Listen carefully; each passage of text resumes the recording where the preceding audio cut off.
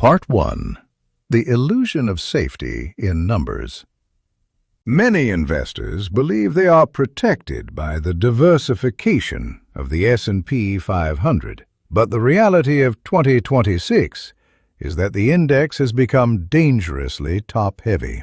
While your advisor might call it a broad basket, roughly 32% of that index is now concentrated in just 7 individual companies: Apple, Microsoft, Nvidia, Amazon, Alphabet, Meta, and Tesla. This is a massive shift from 1980, when the top 7 firms represented only about 12% of the market. We haven't reached this point by accident. It is the result of a mechanical process called market capitalization weighting. Think of your portfolio as a house built by a contractor who promised it was state-of-the-art.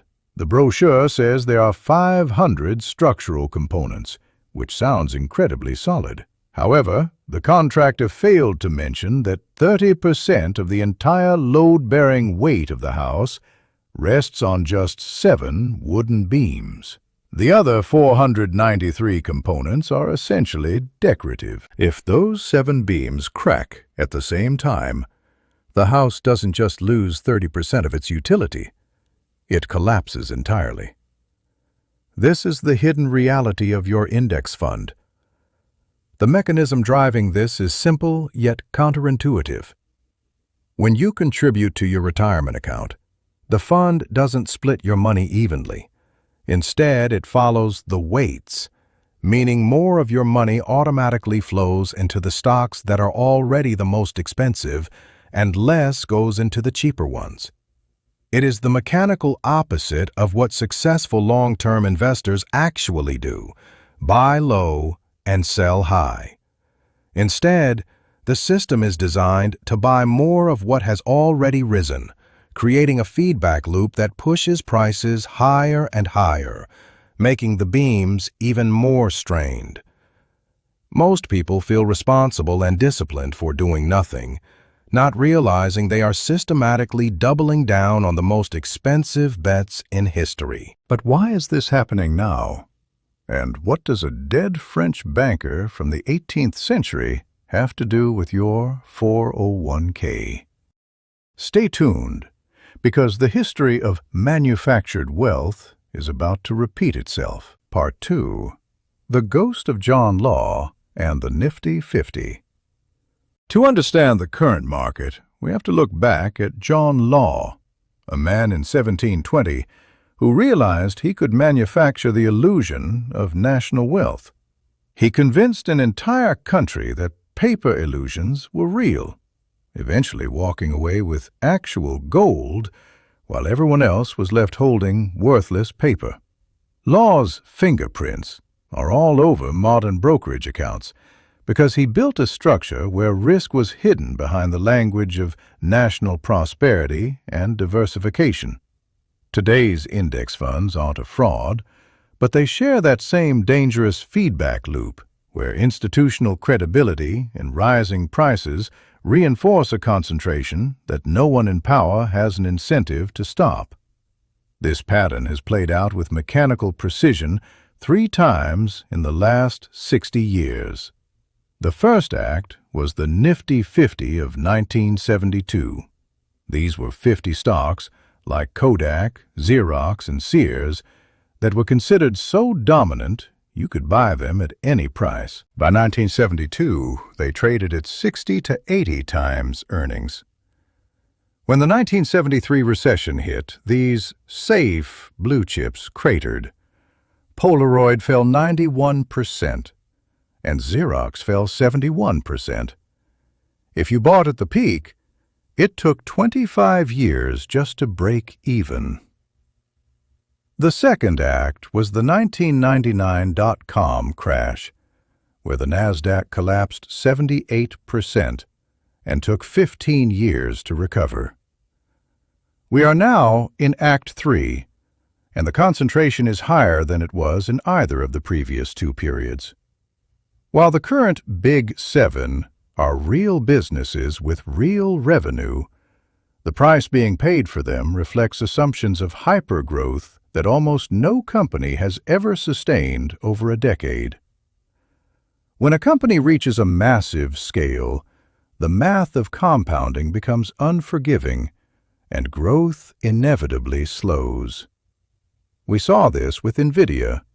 Between 2023 and 2026, its value grew 10 times, but its revenue only tripled. The price expanded far faster than the business. Part 3. The Math of a Concentration Crash. Many investors, like a hypothetical 47-year-old named Dave, feel secure because their balance is high and the word diversified is printed on their fund statement. Dave has $900,000 and thinks he's playing it safe by maxing out his 401k and broad index funds.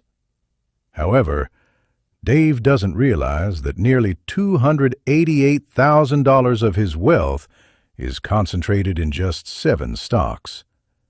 If those 7 companies experience a 45% decline, a historically normal drawdown for high multiple tech stocks, the entire index would drop by about 23%, even if the other 493 companies stayed perfectly fine. Consider a 44-year-old with $480,000 in a target date fund. Because 32% of their U.S. equity exposure is in those 7 stocks, a tech correction could wipe out $111,000 of their balance almost instantly. Roughly $65,000 of that loss would come specifically from the concentration in those 7 beams. Had that investor rebalanced into an equal weight or international fund just a year earlier, the loss might have been only $57,000. That $54,000 difference, compounded at 7% over the remaining 18 years until retirement, results in an extra $183,000 at age 62. The danger isn't just about losing money, it's about losing time. For someone like Dave, a major correction 3 years before retirement could force him to work an extra 3 to 5 years just to get back to his original goal. He wouldn't be bankrupt, but he would lose the years when his health and energy were best suited for enjoying his life's work. This is the real price of concentration risk. It steals your future time. People avoid looking at this math because it requires admitting that the safe option they were sold is actually a situational advantage that is beginning to reverse as interest rates stay elevated and valuations hit historical highs. If the default strategy is broken, what are the world's most successful investors doing differently? We're about to look at the Yale Model and how to rebuild your portfolio from scratch. Part 4. The 4-Pile Framework for 2026. If I were rebuilding a portfolio today, I would move away from the 7-beam house and look at how sovereign wealth funds and university endowments operate. David Swenson, who ran Yale's endowment for 36 years, beat almost every institution in the world by holding less than 10% in U.S. domestic equities. While you can't perfectly replicate a multi-billion-dollar endowment, you can replicate the philosophy. Seek returns across uncorrelated assets rather than doubling down on one market's current valuation cycle.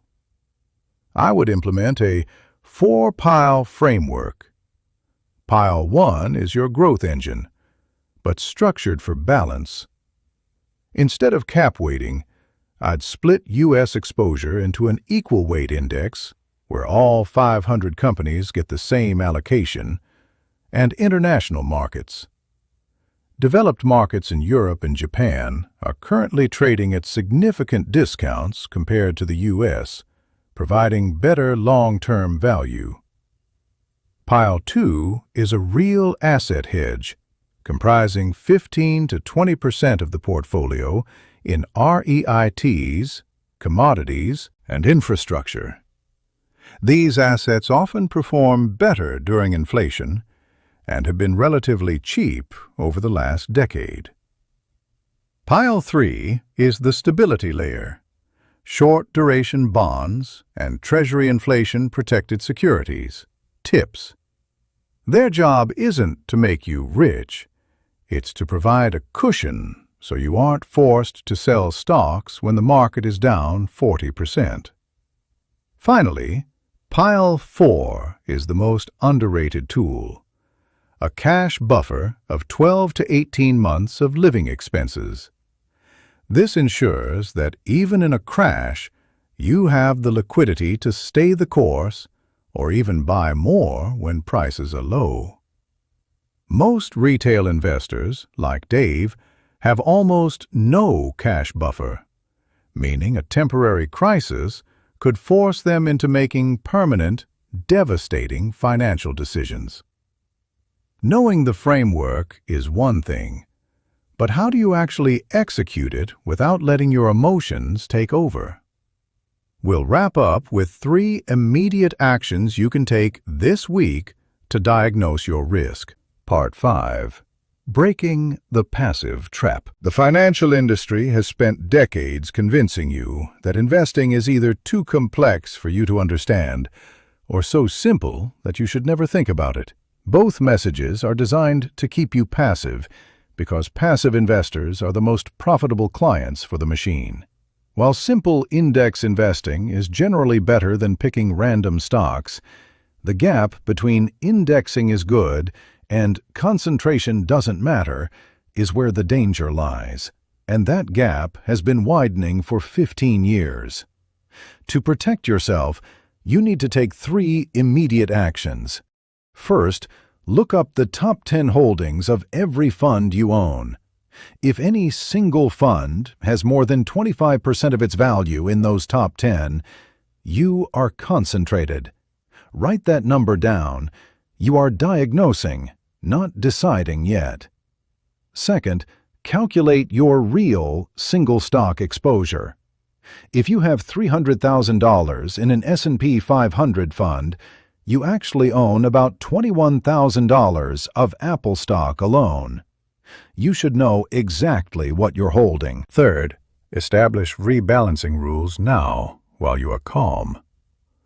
My rule is simple. If any asset class drifts more than 5 percentage points from its target, I rebalance. This forces you to sell what is expensive and buy what is cheap without needing to feel smart or brave enough to make the call in the heat of a market panic. It removes the emotional burden from the most emotionally charged moments. Plus 4. Doing nothing right now is not a neutral act. It is an active decision to maintain a massive bet on 7 companies at historically elevated valuations. It feels passive because you aren't clicking a button, but you are adding weight to the beams with every single paycheck. Don't wait for the cracks to appear before you start asking structural questions. Go look at what is actually inside your house, count the beams, and decide if you're comfortable with the foundation you've been given.